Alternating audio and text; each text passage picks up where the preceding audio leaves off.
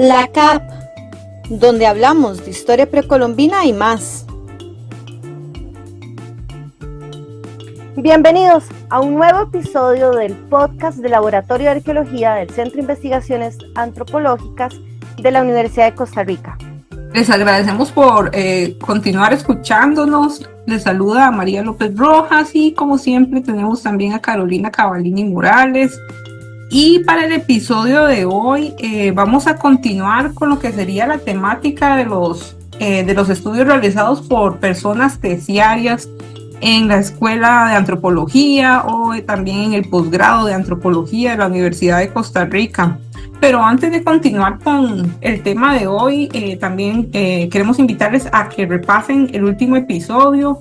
El episodio anterior iniciamos una nueva sección en la que vamos, y son secciones que vamos a ir retomando también para episodios futuros, en las que estamos revisando los diarios de campo de la colección documental del Laboratorio de Arqueología y haciendo un análisis sobre cómo es que se ha desarrollado la arqueología en el país. Entonces, invitados para que repasen ese episodio y todos los episodios anteriores. Pero para el día de hoy vamos a continuar como les comentaba, con la temática de los estudios de personas terciarias. Y tenemos como invitada a Olga Lidia Madrigal Garro.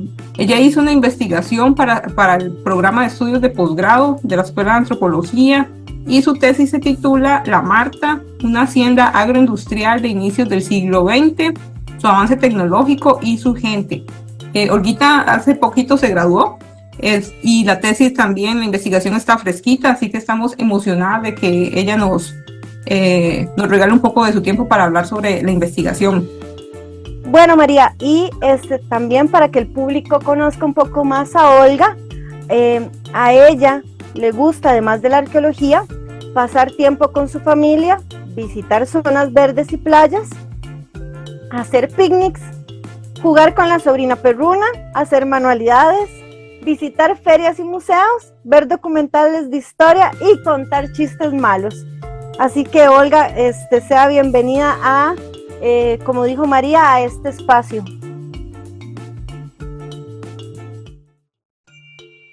Muchísimas gracias, chiquillas. En primer lugar quisiera saludar a todos los oyentes. Para mí es un honor participar en este programa. Sé que ustedes dos hacen este podcast con total dedicación y que abarcan temas que de otra manera sería muy difícil que tuvieran un espacio de difusión, así que me alegra muchísimo conversar con ustedes hoy y espero que sea de provecho y aprendizaje para todos.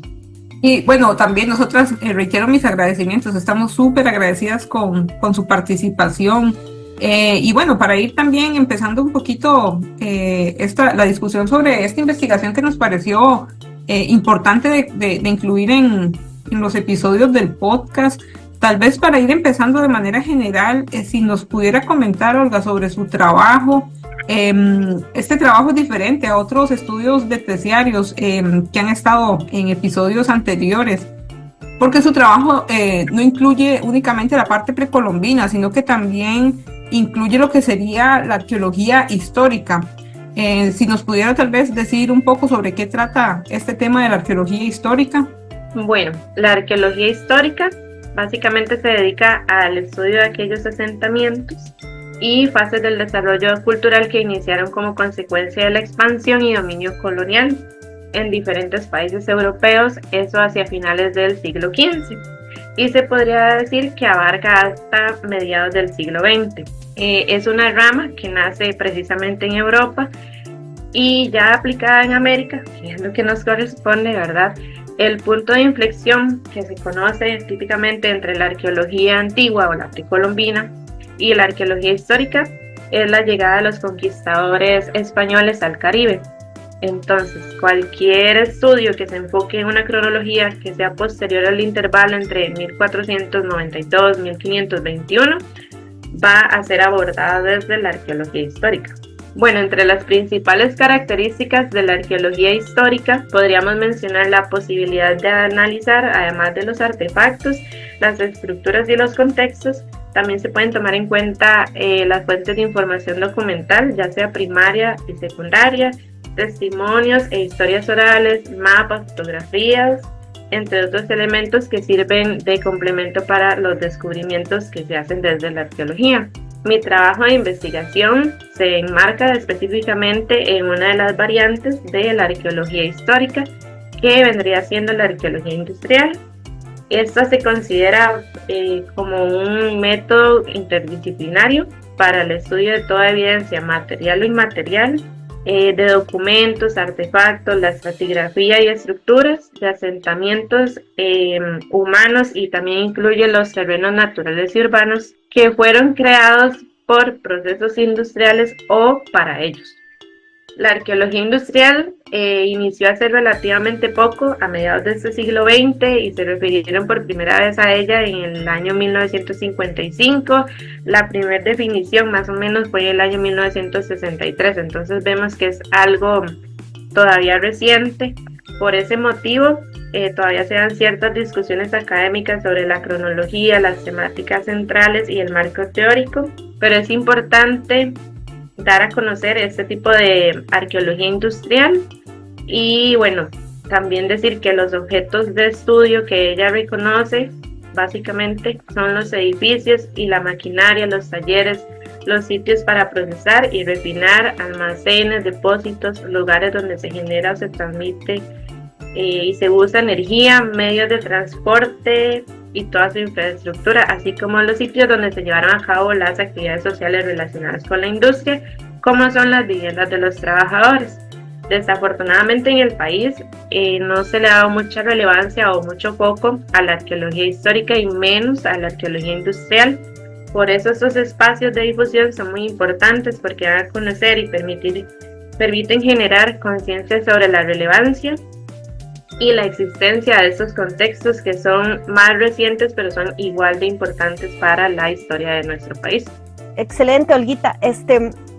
Creo que para ya sumergirnos un poco en su trabajo específicamente, usted escoge para estudiar una hacienda que se llama La Marta, en un refugio de vida del mismo nombre.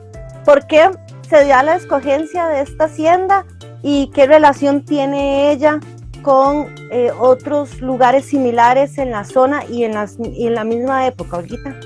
Bueno, yo nací y toda mi vida he vivido en Turrialba, un cantón que se conoce como la campiña azucarera, ¿verdad?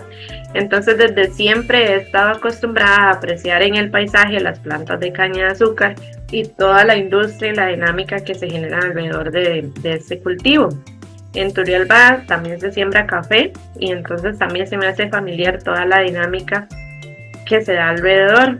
Algo que me llamó a mí especialmente la atención desde siempre fue ver las casas y los poblados de los trabajadores que se hacen a la orilla de los caminos de las fincas o las haciendas. Y siempre en mi viaje hacia la Universidad de Turrialba a San Pedro, ¿verdad? Pasaba por ahí y siempre pensaba que sería muy interesante poder estudiar desde la antropología todo esto. Pero yo no conocía todavía la arqueología histórica. Entonces, cuando ya me di cuenta de que sí se podía estudiar desde ese punto de vista, pensé que sería genial poderlo abordar. Por cosas del destino, en mi último curso de bachillerato me tocó investigar y hacer un recuento sobre los ingenios y los trapiches de Turrialba y Jiménez, que es un cantón que queda a la par de Turrialba, y así fue como pude conocer un espacio industrial abandonado, pero que estaba resguardado y todavía estaba arraigado, digámoslo así, en la memoria de los pobladores de los alrededores. Y como mencioné anteriormente, Turrialba y Jiménez tienen una tradición cañera y cafetalera, lo cual dio paso a la instauración de haciendas, y algo muy importante fue que la construcción del ferrocarril que iba para el Atlántico permitió la creación de poblados que inclusive se mantienen hasta ahora, a pesar de que el tren ya no circula por ahí.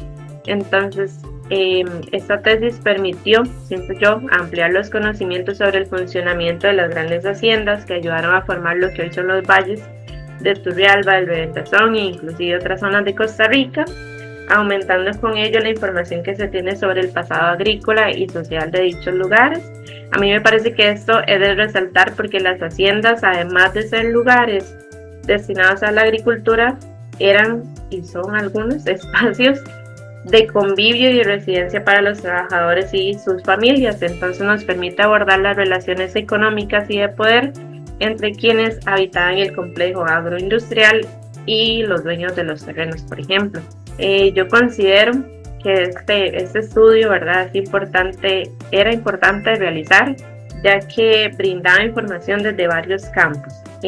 Aportaba datos concretos sobre la tecnología industrial de la época, brindaba elementos e indicadores acerca de las diferenciaciones laborales y sociales, y también brindaba información sobre las condiciones de producción y la forma de vida de los antiguos habitantes de la hacienda La Marta. Siempre, a mí me parece como siempre curioso ver las razones por las que los distintos investigadores, investigadoras o personas invitadas al podcast llegan a realizar sus estudios con ciertas temáticas, y me parece interesante tal vez resaltar todo esto que nos comentaba respecto a la arqueología histórica, porque es una cuestión como más temporalmente más cercana a nuestros tiempos, digamos, y que la gente tal vez se identifica más. Entonces me parece, y creo que todavía me emociona más el hecho de que nos esté comentando sobre su investigación, porque son temas que todavía la gente puede visualizar o sentirse más familiarizado al respecto. Pero también, digamos, parte de estos temas, digamos, tan interesantes, conllevan también un reto para la persona que investiga. En este caso, digamos, como las técnicas, todas las aproximaciones, digamos, metodológicas que usted utilizó. Entonces, nos gustaría tal vez si nos comenta un poquito sobre el uso de las técnicas, cómo combinó el uso de técnicas arqueológicas y etnográficas, y que nos hable también un poco sobre cómo es que usted desarrolla su método, digamos, de investigación para estudiar a la hacienda La Marta. Bueno, como ya más o menos mencioné anteriormente, la arqueología histórica tiene la ventaja de que puede utilizar algunas técnicas de distintas disciplinas, entre las que están la historia, la antropología y la arqueología por sí misma. Como parte de esto, entonces se realizó un análisis de fuentes históricas. Esta técnica se pudieron analizar distintos documentos, entre los que están inscripciones de propiedad, artículos, anuncios, avisos de periódicos y de revistas que fueran relativos a algunos asuntos económicos, climáticos, políticos. También se tomaron en cuenta libros en donde se abordaba, por ejemplo, la historia económica del país, porque se ocupaba darle como un cuerpo a la investigación. También se utilizaron otras investigaciones académicas que fueran nacionales e internacionales sobre temas relacionados al estudio de haciendas agroindustriales. Se utilizaron catálogos industriales que ayudaran a contrastar ya con la información arqueológica o con los objetos y restos arqueológicos que se obtuvieron. También se usaron unos trabajos finales de graduación relacionados a investigaciones arqueológicas industriales, que es un poco más complicado de encontrar, y también algunas fuentes gráficas y audiovisuales que ayudaron a conocer y a comprender cómo se podían aprovechar y conformar los recursos de esta hacienda. Aquí se toman en cuenta algunos mapas, planos, fotografías, por ejemplo, que dan mucha información, a pesar de que no habían precisamente de La Marta como tal. Sí logré encontrar algunas imágenes de haciendas en la zona y de épocas prácticamente iguales. Entonces permitía, por ejemplo, ver cómo vestía la gente, cómo se realizaban algunas actividades, por ejemplo, el tranvía o el burrocarril, que se llama, que inclusive uno tiende a pensar, ok, si se llama burrocarril, va con los burros, ¿verdad? Pero en las fotos se ve que son bueyes, por ejemplo. Eso es importante, porque es otro tipo, sirve para qué sé yo, más fuerza. Entonces todo eso son detalles que a uno a la larga le permiten llegar a conclusiones que tal vez, que aunque uno diga ahorita, no, eso que tiene que ver, sí funciona y sí ayuda para interpretar toda la información arqueológica que uno encuentra y darle el sentido social a todo esto. La otra etapa de la investigación fue el trabajo de campo. En el trabajo de campo tenemos lo que fueron las fuentes orales o los informantes claves, que como les dije, desde la arqueología histórica e industrial, este aspecto de las fuentes orales es algo muy importante, es una herramienta súper valiosa que tenemos y que tal vez, bueno, si pensamos en que la temporalidad de la hacienda La Marta era entre 1890 y 1930, uno podría decir, pucha, ya casi no va a haber gente con vida que nos pueda servir de informantes primarios para lo que se ocupa averiguar, pero por dicha encontramos una persona en el pueblo de Pejivalle que nos pudo hablar sobre cómo él iba a dejar los almuerzos a su papá cuando trabajaba, por ejemplo, en el trapiche y en el aserradero. Entonces esto es algo muy valioso porque nos dice, por ejemplo, hacia el final de La Marta que estaba funcionando todavía. A partir de ahí, lo que hicimos también con fuentes orales e informantes clave fue también averiguar sobre el funcionamiento de las estructuras. Por ejemplo, yo me tomé la tarea de ir a dos beneficios de la zona, el beneficio de Santa Rosa y el beneficio de Juan Viñas, uno en Turrialba y uno en Jiménez, bueno, han sido haciendas tradicionales de la zona y quería ver cómo era el funcionamiento y la estructuración del beneficio y compararlo un poco con La Marta. Entonces ahí nos atendieron los trabajadores, nos explicaron, nosotros hicimos preguntas con comparaciones e inclusive pudimos llevar a uno de los trabajadores de el beneficio de Santa Rosa a La Marta para que él pudiera observar cómo estaba o cómo es los restos, cómo eran los restos del beneficio, y así nos pudiera orientar también a nosotros, porque una cosa es lo que ve alguien que es un poco ajeno a todo este proceso industrial, pero alguien ya más inmerso en esta actividad de años, ¿verdad? Lo ve todo súper claro y súper sencillo. Entonces eso fue algo muy valioso para la investigación, ya que él pues nos explicó un poco que, qué sé yo, que uno solo ve un suelo y como restos de cemento en el piso, y él dice, no, es que aquí están esta y esta máquina, estaban los chanjadores, después esto se iba por aquí, ahí van los que ya se desecha, el café que es desecho, digamos. Entonces fue muy valioso. Eso como fuentes orales, y para darles un ejemplo de que realmente la arqueología histórica tiene ese plus y hay que saberlo aprovechar, obviamente con mucho cuidado y mucho respeto, ¿verdad? Porque hay que tomar en cuenta que las personas todavía están ahí, algunas, y otras son familiares los que cuentan toda la experiencia. Entonces hay que tomarlo con mucho respeto y darle el valor también que tiene para ese tipo de investigación. Sobre las indagaciones que se hicieron en el sitio arqueológico Hacienda La Marta como tal, primeramente se realizó la operación 1, que vendría siendo el reconocimiento. Esto se hizo para conocer y confirmar la presencia de remanentes en la hacienda, así como la distribución que estos tenían en el terreno. Cuando uno llega al lugar, uno entra y ellos tienen como mencionó Carolina anteriormente, es un refugio de vida silvestre, ¿verdad? Entonces ellos tienen una parte que le llaman la zona histórica, que es donde están todas las ruinas, diríamos normalmente, de lo que fue la hacienda. Entonces, bueno, y eso es lo que está a simple vista, pero yo quería ver qué más había. Quería ver y necesitaba ver también. Entonces, bueno, se realizaron algunos recorridos de reconocimiento por esta zona para poder determinar potenciales espacios de trabajo y así registrar en un mapeo del sitio, que iba a ser como un producto final, los antiguos contextos laborales que se pudieran identificar a nivel de superficie. Entonces, bueno, entre lo principal que se hizo en este caso fue delimitar las estructuras, indagar si hubo conexiones entre distintas edificaciones que uno viera, ya las que se ven a simple vista.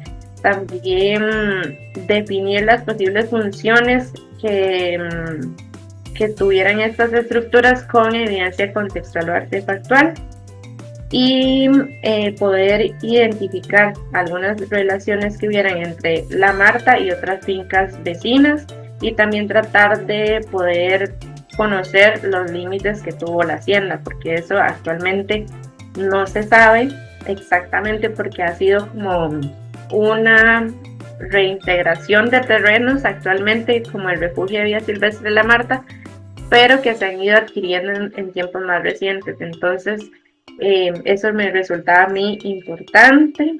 Se recorrieron aproximadamente 8,5 hectáreas de terreno para poder conocer las márgenes de este lugar, que precisamente está delimitado como por 2 ríos.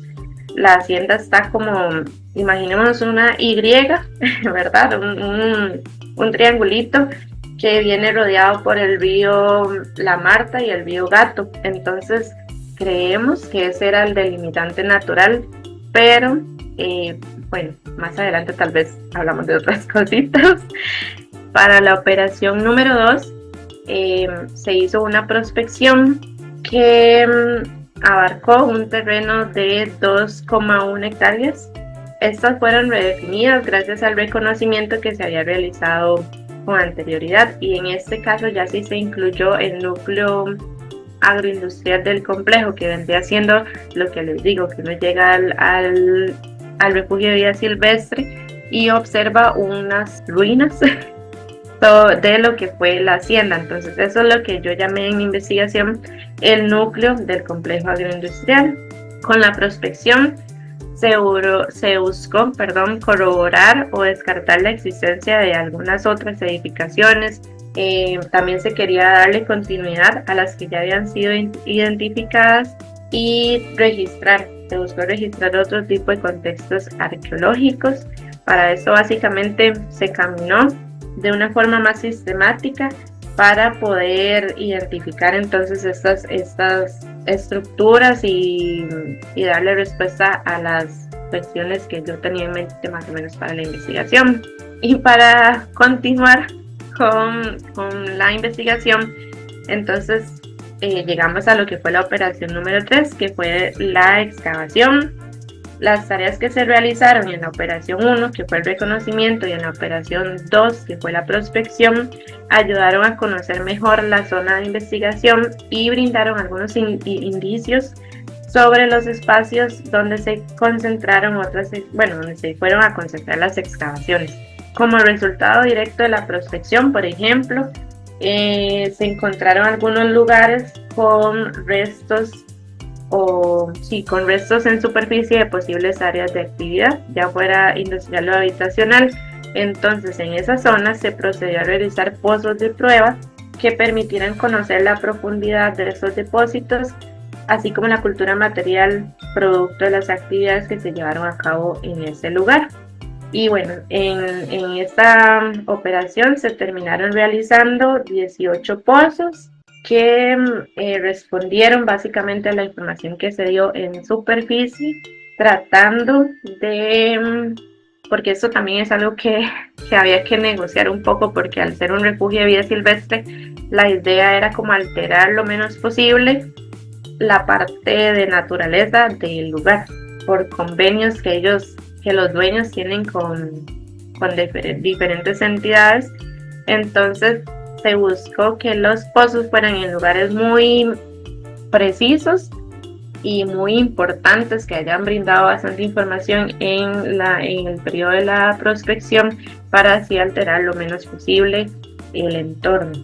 De estos 18 pozos, básicamente se determinaron 5 áreas para excavar, que se llaman o se terminaron denominando como la casa, la lechería, el aserradero, el sendero Tepemechín y el comisariato. Estas fueron las 5 zonas en las que se concentraron las excavaciones, y bueno, más adelante creo que vamos a dar un poco los detalles de por qué se escogieron y la información que terminaron dando para la investigación. Muy bien, Olguita, creo que ha sido bastante amplia su explicación para la gente de todo ese trabajo que usted hizo, tanto en campo como en la parte de gabinete, y a lo largo, ¿verdad?, de estos años en los que también sufrió, ¿verdad? Tal vez los retrasos de lo de la pandemia. Entonces para mí es súper increíble que se haya podido hacer bastante en el lugar. Para todas nos queda claro que su trabajo ha sido bastante exhaustivo, la parte metodológica. Leyendo la tesis, a María y a mí nos queda bastante claro que fue un trabajo pues bastante importante en cuanto a trabajar en una hacienda. A mí me gustaría que en este momento, Olguita, nos hablaras de uno de los resultados para mí más sobresalientes o más importantes de la investigación, que es la parte material. Entonces, nos gustaría que nos explicaras así a grandes rasgos qué fue desde las estructuras, los artefactos, ¿verdad?, que encontró en estos diferentes lugares donde usted realizó las excavaciones. Sí, en efecto, Carolina, la pandemia quedó, como mencioné anteriormente y retomando, quedó en medio de la investigación, justo empezando el trabajo de campo. Entonces eso sí es algo que complicó un poco lo de las entrevistas y toda la información oral, porque obviamente todo el mundo estaba asustado, no sabía cómo proceder, y muchas instituciones cerraron también el acceso a la información, dígase bibliotecas, el archivo, todo eso, el registro. Entonces fue un poco complicado, pero al final se terminó logrando, y yo creo que también fue toda una experiencia hacer una tesis de arqueología en medio de una pandemia. El refugio de vida silvestre como tal cerró sus puertas por varios meses totalmente. Entonces todos son cosas que hay que ir superando, y creo que le quedan de experiencia a uno, y bueno, ojalá a otros más, que hay que recurrir a otras técnicas más modernas o diferentes. Y respondiendo sobre lo que me pregunta de los resultados hallados en la investigación, básicamente se dividen en la parte de las estructuras que se hallaron, que tal vez no estaban tan evidentes como esas que ya están descubiertas, por decirlo así, en el refugio de vida silvestre, y también está la parte más de artefactos y restos arqueológicos que se encontraron gracias a las excavaciones. Entonces, bueno, gracias al reconocimiento superficial del terreno, se pudieron identificar varias estructuras que no se tenían en cuenta como parte de las estructuras históricas del lugar, o que tal vez no se incluían. Una de estas estructuras que se encontró gracias al reconocimiento fue lo que llamamos en la investigación la mina de carburo de calcio. Esto a nosotros nos llevaron como parte a un mirador del refugio para poder ver más o menos cómo era el terreno de los alrededores, y entre conversaciones con los mismos colaboradores del lugar nos dimos cuenta que en realidad esto tradicionalmente es conocido, o bueno, se sabía también en el pueblo, que había una mina dedicada a la extracción de carburo. Esto básicamente servía como, se cree que lo utilizaban principalmente para el alumbrado de la zona, digamos. Sin embargo, bueno, en mi investigación me dediqué solamente a reportar los datos orales, digamos, de que había una mina de carburo, que varios de los visitantes que mientras yo estaba haciendo investigaciones llegaban ahí y decían, bueno, aquí habían minas, antes uno veía donde estaban los agujeros de los mineros. Entonces todo eso se intentó registrar, sin embargo no se ahondó más por falta de tiempo, tal vez. Otra de las estructuras fue el ferrocarril y los puentes. Si bien es claro que hay unos 2 senderos, si no me equivoco, que van sobre lo que fue el antiguo paso del ferrocarril, solo está por partes, por transectos, no está en su totalidad totalmente identificado. Entonces una de las tareas precisamente era tratar de identificar por dónde pasaba este ferrocarril, y en esta labor fue donde más nos tuvimos que extender, digamos, desde el núcleo de la hacienda hacia los alrededores, porque pues no se conocía, entonces hay que empezar a buscar los restos. Fue increíble para nosotros poder encontrar inclusive los durmientes de madera, que estamos hablando de más de 100 años tal vez, entonces que todavía se conservaran en un ambiente tan húmedo. Fue increíble. Encontramos los clavos, digamos, que integraban la parte de la estructura del ferrocarril, que pegaba los rieles, por ejemplo, y un descubrimiento que para llegar a la parte social de la investigación fue que se hallaron se hallaron 4 puentes o 4 posibles puentes del ferrocarril que pasaban de un lado al otro de la finca a una finca vecina y volvían a la finca. Entonces eso en parte habla un poco de la relación que tenían tal vez entre las antiguas haciendas, y da pie para pensar que la gente se desplazaba de un lado al otro, tal vez sin la limitante que uno pensaría que pudo haber sido el río en este caso.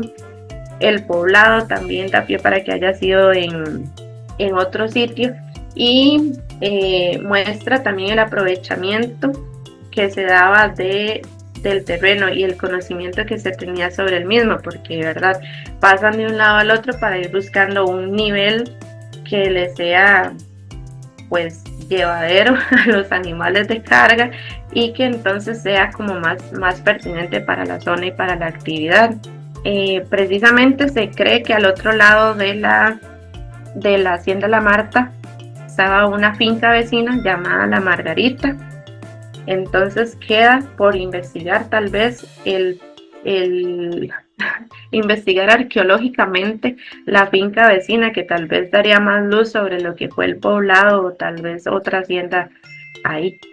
Bueno, y otra de las estructuras que se encontró fue la toma de agua y un canal de abastecimiento que venía desde el río La Marta, que es uno de los que está que rodea la hacienda como tal, y tenía un recorrido de 440 metros hacia el núcleo del centro. Entonces esto es muy importante también porque demuestra el aprovechamiento de los recursos naturales y el manejo de los mismos a disposición de la actividad industrial que se estaba llevando en esta hacienda, y fue hecho básicamente de tierra, aunque uno no lo crea, ahí iba como encauzado, y tiene otra parte que ya es como menor, donde es de cemento, digamos, y ya de ahí empieza a llegar justamente a la parte superior del núcleo agroindustrial, y de ahí se distribuye hacia las diferentes estructuras que ocupaban dicho recurso. Bueno, como resultado de la prospección que se hizo, ya les comenté que básicamente consistió en un recorrido de 2,1 hectáreas, pero ya más ubicado en la parte central o en la parte del núcleo agroindustrial. Entonces, esta nos permitió identificar algunas estructuras, o más bien ahondar un poco más en la información que se conocía y que se tenía sobre algunas estructuras de la hacienda ya más céntricas. Entre ellas está una antigua bodega que actualmente es un rancho de uso de los visitantes, y los baños. Esta se cree que era una bodega que servía para el ferrocarril, porque justamente todas las líneas y algunos puentes llegan a esta zona, y de ahí partía hacia ambos lados de la hacienda. De todo esto que les voy a mencionar, se hizo un levantamiento planimétrico, que también es parte de lo que se quería lograr en este estudio, que fue como dejarle un producto tal vez y identificar todas las estructuras que estuvieran en la zona. Entonces eso fue una tarea bastante larga porque es muy detallada. El tomar medidas que uno ni siquiera se imagina que son necesarias para un levantamiento planimétrico así, es muy detallado el trabajo. Entonces hicimos levantamiento de las estructuras que les voy a mencionar en adelante. Además de la antigua bodega, también está el trapiche. El trapiche se identifica como uno que podía trabajar con un gran volumen, uno de los más grandes dentro de las categorías que existen de trapiches, porque tiene 6 pailas. Entonces esto ya se considera para ese tiempo que era un trapiche industrial, aunque contrasta un poco con la idea que se tiene ahora, ¿verdad? De que el trapiche es algo antiguo y el ingenio es algo moderno, pero para ese tiempo la cantidad de pailas y el tamaño de las mismas, la chimenea que tenían, era para un volumen muy muy alto de procesamiento. Entonces eso es algo a nivel de los trapiches del Caribe, es uno de los más grandes, cabe dentro de la categoría de los más grandes que se pueden utilizar en esta región. También tenemos la antigua entrada a la Marta, siguiendo como con el recorrido, los llevo como de oeste a este de la Marta, para que me expliquen un poco, por eso voy en ese orden.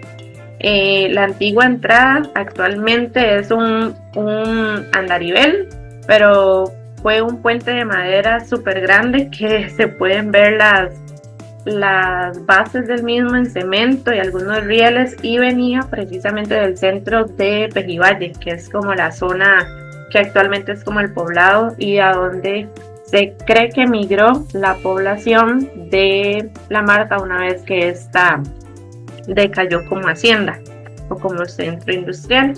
Después de eso está el comisariato, que ustedes entenderán que es un punto súper importante para un poblado, ¿verdad? Es como el centro de reunión, el centro donde se consigue todo lo que usted ocupe comprar o adquirir.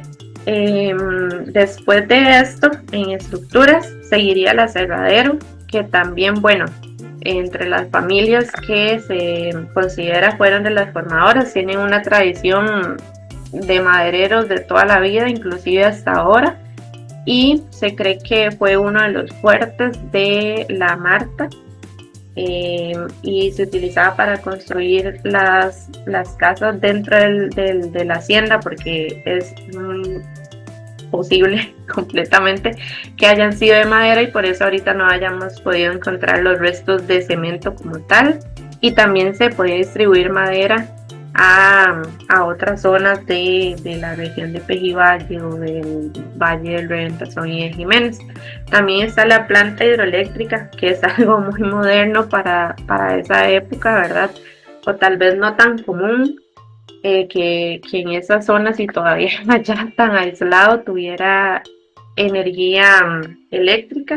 Y esto fue gracias también a los recursos hídricos que habían en la zona, lo que les dije de que se encauza el río Marta desde una distancia considerable y se llega, bueno, hasta ese punto, posiblemente para utilizar en primera instancia el aserradero, porque eso era lo que estaba más cerca están a la par, por decirlo así. También podía iluminar la casa de los dueños y el beneficio, que es evidente que necesitaba energía eléctrica. Después de eso seguimos con el beneficio de café, que es una estructura que cuenta con 6 niveles y es bastante grande, tiene un tanque de captación, después tiene una tolva que es donde se recibe el material, tiene también otro tercer nivel que es el recibidor de esa tolva y donde están algunas otras estructuras, como la chancadora que mencioné hace un ratito. También, bueno, en el siguiente nivel hay 9 tanques de fermentación de café, que gracias a lo que nos explicó el señor que nos visitó de otro beneficio pudimos entender su funcionamiento. En el quinto nivel están 4 caños de correteo, que es donde ya es casi que el proceso final del café, y posteriormente está el patio de secado, que es bien grande, es de unas dimensiones bastante considerables, y resalta el hecho de que se secaba al sol el café en esta zona. Debió haber sido bien complicado.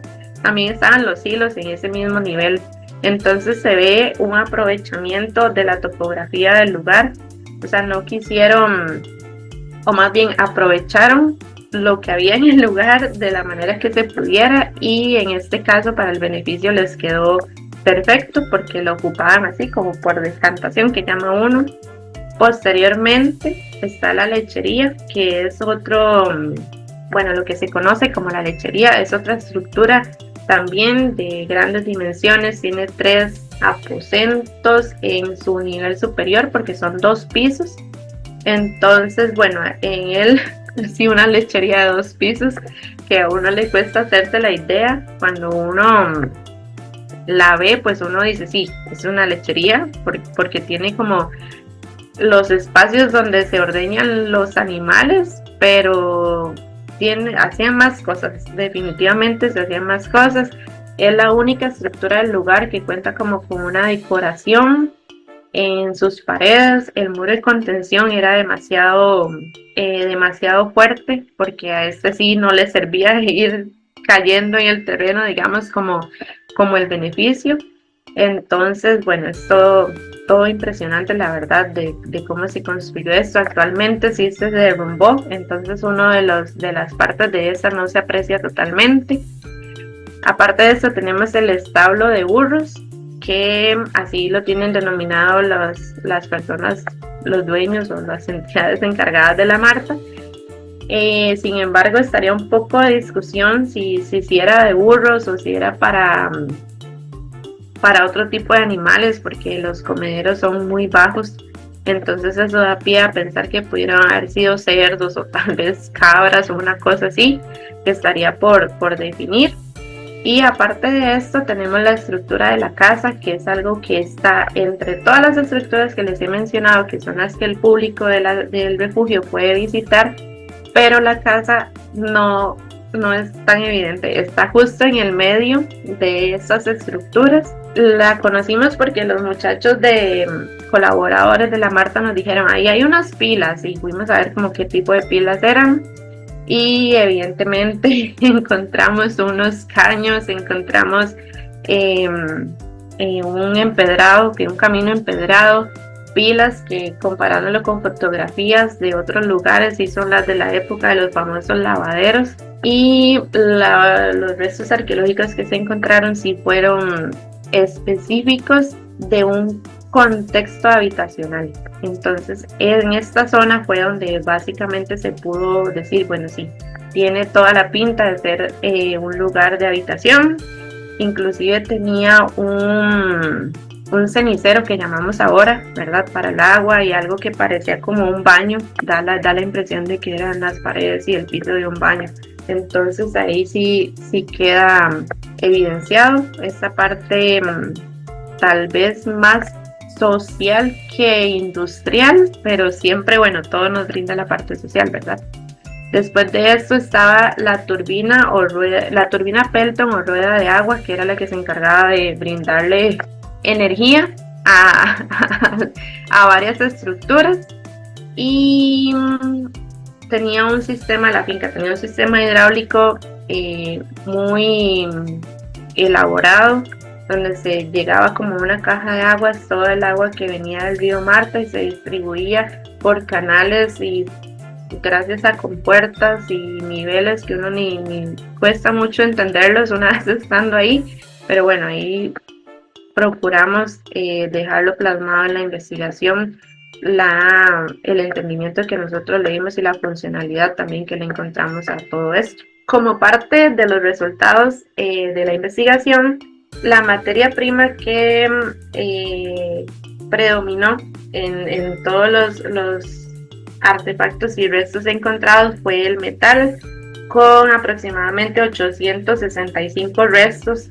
Lo sigue el vidrio con 99 fragmentos encontrados, la loza también, que fue principalmente encontrada en la zona de la casa, la cerámica y algunos otros como carbones, fragmentos de madera, suelos. Entre los metales que se hallaron, o algunos que se pudieron identificar, porque eso hay que resaltarlo, el nivel de El nivel de deterioro que tenían los metales hallados era increíble, la zona es muy húmeda, los suelos son muy ácidos, entonces identificar los metales que se encontraron fue una tarea complicada, pero sin embargo ya uno ya ahí, ¿verdad? Empapándose en el laboratorio un poco más, logra identificar. Mucho de lo que encontramos fueron clavos de los que son para estructuras de madera. Entonces eso nos da luz, por ejemplo, de que posiblemente todo era en madera. También encontramos muchas varillas, bisagras. Otro de los artefactos que encontramos muchísimo fueron clavos de línea, los clavos de línea que les mencionaba, y las platinas que unían las líneas del ferrocarril. Esto fue de lo que más encontramos. También encontramos alambre de púas, que nos habla también de la separación de espacios dentro del mismo núcleo del complejo agroindustrial, por ejemplo.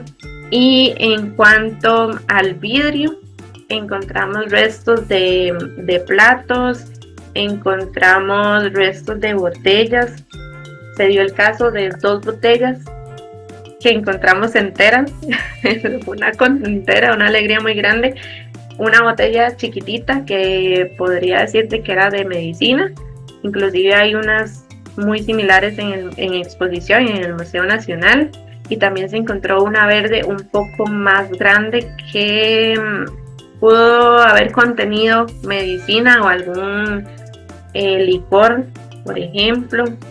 También encontramos 2 botellas que tenían identificación muy clara, una que era de Osomulsium, que es una medicina que se usaba mucho, y inclusive eso logramos contrastarlo con los periódicos de la época, por ejemplo, donde se anunciaba esta, digamos, de medicina, para que la gente se hermoseara, por ejemplo, era parte de lo que decía, para eliminar los resfríos y muchas cosas similares, era lo que mencionaban los anuncios de periódico que encontramos de inicios de 1900 por ahí. También encontramos una botella que tiene pintado la marca y un diseño de Orange Crush, que es una bebida carbonatada que inclusive todavía, digamos, se puede conseguir, claramente no con el mismo diseño, pero sí nos permite ver más o menos que había cierto nivel económico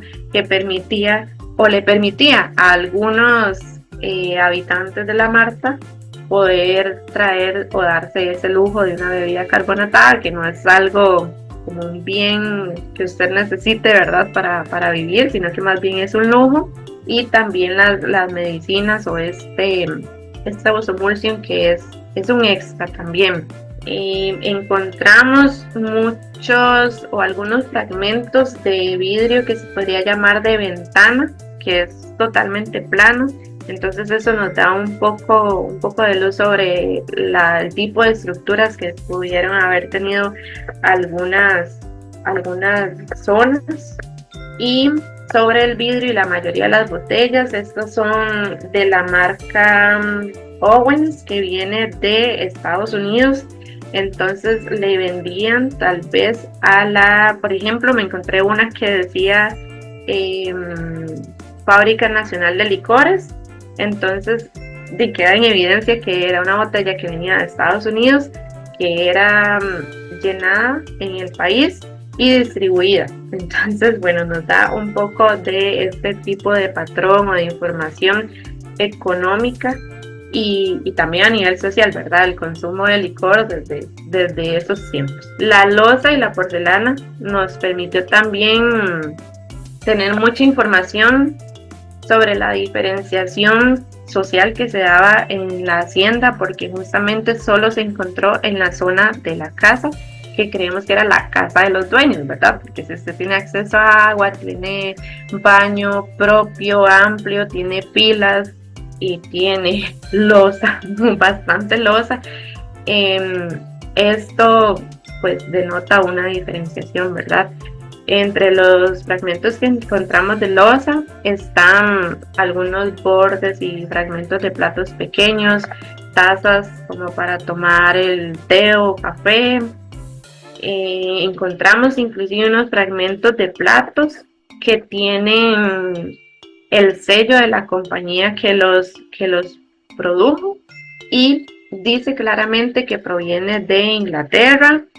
Y buscando entre los catálogos de esta compañía o esta empresa, pudimos fecharlos con más exactitud. Justamente los diseños que se encuentran, fue una curiosidad que hallamos. El sello es una mezcla como entre dos tipos de sellos, por decirlo así, es una mezcla. Ya tendrían que ver un poco más el documento para que me entiendan, pero uno de los sellos que es más antiguo, por ejemplo, tenía dragones, el otro tenía otro animalito, el tipo de cinta, el tipo de leyenda. Entonces es una mezcla entre ambos, algo que es curioso porque justamente no se encontró en el catálogo, entonces hubo que hacer como un amarre de información que permitió fechar esta loza entre 1910 y 1930, lo cual, inclusive permite tirarlo un poco hacia atrás a 1895, 1910 y después 1930. Esa combinación de diseños nos permite fechar entonces desde 1895 hasta 1930, lo cual calza totalmente con la temporalidad que se estima o que se estimó en esta investigación para la marca. Los diseños decorativos y demás que se hallaron en la loza permite también o coincide con la fecha que se planteó de 1890 a 1930 para la hacienda, y yo pienso que es muy revelador también el hecho de que se haya hallado solo en una parte de la hacienda, como les dije anteriormente, y esto pues nos deja interpretar muchas cosas a nivel social. Sí, me parece interesante cómo es que nos ha relatado los pequeños detalles de cómo iba funcionando la Marta para la época, y creo que, digamos, la evidencia, cómo va encajando en estas piezas de rompecabezas que es la Marta, nos parece, digamos, bastante interesante. Tal vez, Olguita, para ir finalizando el episodio, también nos gustaría saber, que nos comente un poco respecto a por qué es necesario hacer más trabajos de este tipo. Bueno, como les mencioné anteriormente, este es un campo poco explorado en nuestro país, el de la arqueología histórica, la arqueología industrial. Entonces, me parece que es fundamental hacer hincapié en que este tipo de arqueología, este tipo de información también es parte de la historia y la conformación de nuestro país. Inclusive todavía tenemos mucho y es como más fácil hacer un clic con este tipo tal vez de información por medio de los informantes orales, de las fotografías. A veces resulta hasta más sencillo para la persona de comprender. Entonces es necesario, creo yo, darle también una voz a este tipo de arqueología, a este tipo de estudios, no dejarlos de lado y tal vez incentivar a los demás colegas a que se sigan realizando este tipo de trabajos. Hay muchísimo por hacer. El campo es muy poco explorado hasta ahorita. En nuestro país es muy poco explorado. Hasta ahorita han habido solamente algunas tesis de licenciatura que se han hecho desde la arqueología. Se hizo también un catálogo de bienes industriales, pero yo siento que da para más el campo de investigación, y es necesario porque, como se mencionó en una de las primeras descripciones de la arqueología histórica, hay que hacerlo antes de que la evidencia desaparezca, precisamente porque al ser edificios, al tomarse en cuenta cosas que tal vez necesitan los terrenos para construir, nada más desaparecen. Citando muy resumidamente, en el caso de Cartago Centro ha pasado varias veces que nada más los bienes inmuebles amanecen quemados, no se sabe qué pasó, destruidos. Todos hemos visto el caso de que se convierten en parqueos, y eso es muy lamentable porque se puede obtener información, ya vimos, a distintos niveles, desde la parte documental, la fuente oral y la parte arqueológica, todo esto permite formar todo un criterio a nivel histórico y también darle voz a ese pasado reciente de nuestro país. Olguita, muchísimas gracias por el tiempo, por permitirnos escucharla. Creo que esto es importante para nosotras. Para mí, para María, siempre es un agrado tener a Terciarios en el podcast, porque creo que aprendemos cada vez más de lo que se hace y de lo que falta hacer en la arqueología. Así que, Olga, en nombre de María y mío, muchísimas gracias.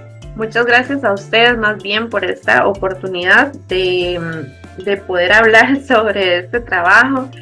Les agradezco también públicamente y quiero elogiar también la tarea que ustedes hacen, porque como les dije desde el principio, cuesta mucho encontrar estas ventanas para uno exponer temas que tal vez no son tan recurrentes en el país o que no hay manera de difundirlos, y ustedes hacen un trabajo muy bueno. Yo sé que los oyentes están de acuerdo conmigo y pues les deseo muchos éxitos para el futuro de este podcast y muchas gracias de verdad por tomarme en cuenta. Quedo encantada de la experiencia y ha sido todo un honor.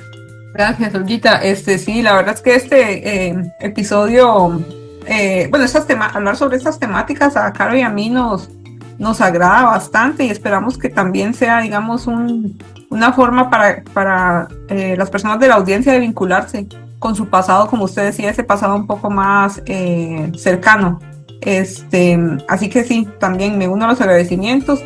Y para despedir el programa, como siempre, les recordamos que pueden escuchar este episodio y todos los episodios previos del podcast en las distintas plataformas. Les recordamos que estamos en Spotify, Apple Podcasts, Radio Public, y casi que en cualquier plataforma de podcast pueden seguirnos. Y recuerden que también tenemos canal de YouTube, que estamos pues también publicando los episodios en esta plataforma.